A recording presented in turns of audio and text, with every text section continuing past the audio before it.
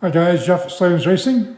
This video is about a build that I'm doing for Alec's dad. Alec is the general manager of the store, of our store, and his dad likes to race and trail ride, and so he's got several bikes, but this is a 250SX he bought.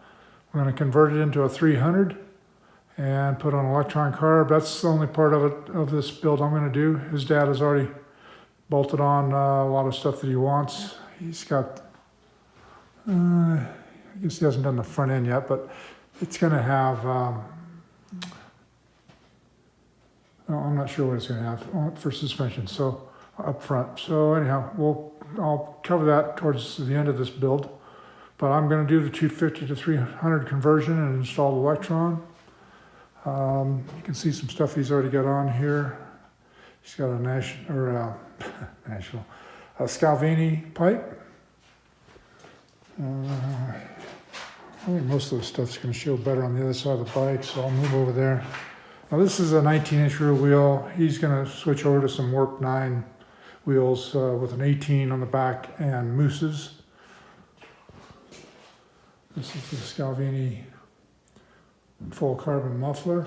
Really nice muffler.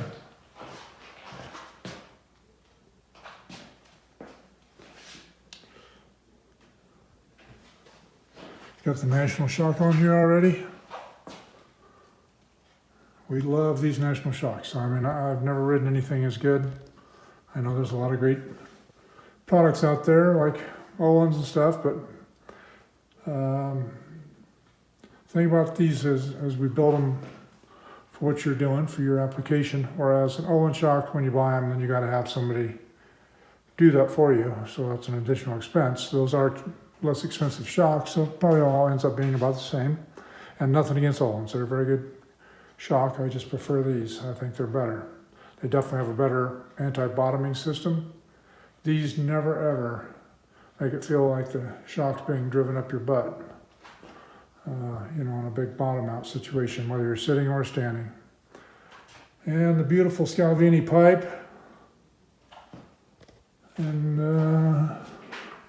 it's got a bigger tank on it, because I said, you know, he's going to do some cross-country races. And I think he's probably going to put a little more comfortable seat on there than that, but it's also got bulletproof radiator guards on it. Those are hard to see in this video, but anyhow.